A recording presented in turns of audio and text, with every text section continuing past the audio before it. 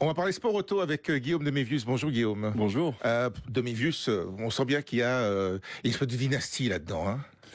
Ouais, une dynastie, effectivement. Il y a mon papa qui a fait carrière dans le sport auto. Ouais. Et c'est vrai qu'en tant que fils de pilote, ou en tant que fils de sportif, et comme dans d'autres disciplines, on est souvent amené à découvrir la discipline très tôt et à prendre goût. Et à prendre goût au bruit du moteur. Ça fait encore beaucoup de bruit aujourd'hui, même si, en tout cas, dans certaines formules de voitures, on est passé à l'électrique. Mais dans le rallye, il n'y a rien à faire. On est encore dans le traditionnel. Oui, alors on a eu des voitures au Paris-Dakar en hybride. On a eu les Audi qui étaient venus avec des voitures hybrides. Donc de temps en temps, elles faisaient pas de bruit. De temps en temps, elles faisaient du bruit. et voilà, moi, ma voiture est encore à 100% thermique. Bah, il faut non seulement la pêche aussi, même si les moteurs électriques ont beaucoup de pêche, mais il y a quand même on sait pas recharger n'importe où, quoi. Donc, quand on traverse le désert et des contrées où il y a rien, fatalement, c'est un peu plus facile de refaire le plein que de recharger sa batterie. Effectivement. Alors, parmi vos exploits de course, on va dire, il y a quand même une belle place au Dakar l'année dernière, deuxième. Exact. Il y a troisième au rallye du Maroc qui vient de se terminer là, donc on est déjà quand même sur du haut niveau. Cette année numéro 1, alors? On va essayer. En tout cas, on va se battre pour aller chercher un nouveau podium. Ça, c'est le premier objectif pour le Dakar de 2025. Ça sera un podium. Et si on peut chercher la victoire, pourquoi pas? Après, je sais que je suis encore très jeune dans la discipline. Voilà, tout ce qui se passe, c'est magnifique et j'en suis très content. Mais je suis bien réaliste aussi de devoir encore apprendre pas mal de choses avant de prétendre à une victoire. Alors, c'est des voitures, entre guillemets, classiques, mais qui sont tellement modifiées et tunées que parfois on a du mal à les reconnaître. Oui. Alors, on a souvent un look, on a une marque, on a un modèle qui est censé représenter Et puis, elles ont été bien tunées, on va dire. Exactement. Il y a plus grand chose d'origine sur la voiture. Vous, c'est en mini? Ouais. Ça peut paraître bizarre à première vue de se dire, on va prendre le désert en mini, on va pas avancer très fort. Bah, visiblement aussi. Ça fonctionne bien, fonctionne bien, effectivement. Ils ont la Countryman, donc c'est leur modèle un peu SUV, et donc c'est là-dessus qu'ils sont basés pour faire la voiture. Alors, comme je disais, il n'y a plus rien d'origine, on a le look un petit peu, mais en dessous, il n'y a plus rien. Ça se passe comment, la carrière d'un pilote et d'un jeune pilote automobile? Alors, est-ce que c'est une longue carrière, pilote automobile? Alors, parce qu'au footballeur, par exemple, on sait que c'est une carrière relativement courte, mais est-ce qu'en sport auto, ou malgré tout, c'est physique aussi? Bien sûr, oui. Ça peut l'être. Surtout en fait dans ma discipline, dans le rallye raid, je pense la catégorie où on peut avoir des pilotes qui durent très longtemps. Et on a eu la preuve l'année passée. Carlos Sainz senior, le père du pilote de F1, à 62 ans a gagné le Dakar. Et donc c'est une belle preuve que ma discipline, le rallye raid, est une des disciplines où on peut vraiment durer dans le temps. Après, je pense qu'en F1, effectivement, il y a le côté physique intense qui fait qu'à un certain âge, on n'est plus. Donc on est peut-être plus secoué en rallye, mais on prend plus de G, donc de force de gravité quand on est en F1, évidemment. Oui, la F1, en fait, c'est sur 1h30 en moyenne, on va dire, mais c'est très intense, très physique, très court. Nous, c'est très long. On fait 15 jours. C'est un marathon alors, peut-être? C'est un peu le marathon du sport automobile. D'accord. C'est un entraînement, j'étais allé dire quotidien. C'est beaucoup d'entraînement aussi avant d'y arriver et même une fois qu'on y est pour se maintenir. Oui, bien sûr, il faut se maintenir. Alors nous, malheureusement, dans le sport automobile, s'entraîner avec les voitures de course, c'est compliqué, pour des questions de budget évidemment, donc on ne peut pas souvent rouler. Par contre, moi je me maintiens en forme, je veux dire, à faire du sport un peu différent en Belgique, que ce soit du vélo, je joue au hockey sur gazon parce que j'ai une chouette équipe avec des potes, et donc j'essaie de me maintenir en forme. Après, c'est vrai que l'entraînement pur avec la voiture de course, alors au plus on monte dans les niveaux, au plus on a l'opportunité de rouler souvent. Au début, quand on est jeune, c'est toujours ça qui est compliqué, c'est qu'on va de course en course sans vraiment rouler. Et ça, c'est la difficulté. Faut avoir des notions de mécanique quand on démarre. Les jeunes qui veulent se lancer dans le rallye raid, par exemple, faut quand même avoir des notions de mécanique parce qu'il faut être un peu débrouillard aussi. Ça fait partie des capacités. Alors en rallye raid, oui. Je dirais que dans les autres disciplines, beaucoup moins. Donc que ce soit en rallye ou en circuit, c'est moins important. Après, oui, en rallye raid, effectivement, on est souvent amené à devoir. Parce qu'on est un peu seul, quoi. On est complètement seul. Une fois qu'on est dans le désert, on est deux. Donc j'ai mon copilote. Mais oui, c'est important d'avoir qu'au minimum un des deux, et si possible les deux, et des notions. Vous, par exemple, vous avez pris des cours, vous avez des notions de mécanique, vous êtes capable de réparer s'il y a de la casse ou un truc. Oui, moi j'ai toujours été en fait depuis jeune, quand mon papa m'a mis, on va dire, quand j'ai eu l'opportunité de voir le sport automobile, etc. J'ai toujours été. Donc quand vous avez su marcher, vous pouviez tenir une clé anglaise en main. J'ai des photos de moi en train de dévisser des boulons à 3 ans avec la clé en main.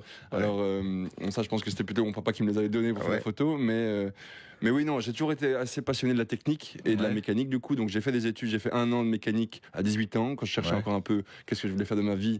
J'ai été en formation IFA PME ici en Belgique pour apprendre la mécanique, et puis après je me suis dérivé vers le côté pilote. Mais donc j'ai toujours été passionné de la technique et de la mécanique. Il y a aussi une base de physique, pas dans le sens de préparation physique de son corps, mais la physique pour voir comment ça va réagir en fonction des matières sur lesquelles on roule, en fonction du terrain accidenté ou non. Je veux dire, il y a toute une série de notions à apprendre aussi. Oui, alors ça c'est beaucoup, on appelle du feeling. C'est sûr qu'on peut gagner en expérience en fonction des terrains sur lesquels on roule. Après, il y a toujours un feeling que les pilotes ont. On dit toujours un pilote, c'est un bon feeling pour comprendre comment la voiture va réagir, pour anticiper certaines réactions en fonction du terrain, etc. Donc ça, c'est quelque chose. Je pense qu'il y a une petite part de quelque chose d'inné. Et après, ça se travaille, bien sûr. Il y a des pilotes qu'on a pu voir évoluer, qui ont eu du mal au début, qui n'avaient pas spécialement un très bon niveau, qui ont très fort évolué en travaillant, et d'autres pilotes qui ont été hyper doués dès le début.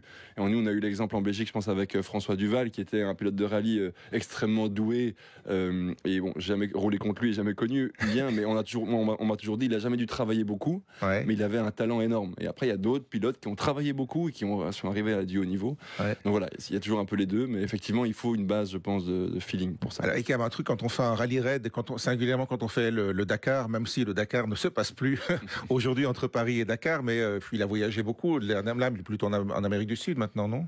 Alors, il est passé pendant 10 ans en Amérique du Sud, et depuis 2020, il est en Arabie Saoudite. En Arabie Saoudite, d'accord. On est au milieu du désert, donc il faut des notions de navigation, même si j'imagine que maintenant le GPS facilite un peu la tâche. Alors, on n'a pas de GPS. Ah ouais, pas de GPS. On n'a pas de GPS, donc c'est pour ça qu'on a un copilote, qu'on appelle même navigateur. Avec des cartes à l'ancienne et tout. On n'a plus les cartes, on a des tablettes devant nous, donc ça a quand même évolué. Par contre, on a des informations pour nous diriger, mais si on est perdu, personne ne nous le dit. Donc on n'a pas de trace à suivre, on n'a pas une ligne droite à suivre, on a ce qu'on appelle un roadbook, avec des informations, et c'est ça le rôle de mon copilote, c'est de vraiment m'indiquer la route. Alors on cherche des fois à deux, mais on fait vraiment, il y a c'est une grosse partie du rallye raid, c'est de la navigation. On peut se perdre, on sait se perdre, et voilà, on a des outils pour éviter tout ça. Il y a une balise quand même au cas où pour trouver. On sait, l'organisateur sait toujours où vous êtes. Et nous, on a quand même un GPS qui nous permet de voir, par exemple, les 10 derniers kilomètres qu'on a fait. On sait revenir sur notre trace. D'accord. Donc si on est perdu, on peut dire ok, on est perdu, ça marche pas, il n'y a plus rien qui colle à ce qu'on est censé trouver. On revient en arrière et on sait revenir sur notre trace grâce à une trace sur la tablette. Mais c'est pas un GPS à proprement dit comme on connaît dans tous les jours. Non, il va pas vous dire maintenant dans 300 mètres tournez à gauche. Quoi. De toute façon, il n'y a pas de route.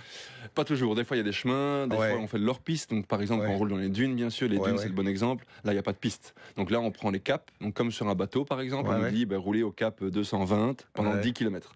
Et nous, l'objectif sur tout le long de la spéciale, c'est de trouver des waypoints, donc des points GPS, dans lesquels on doit passer dedans pour les valider.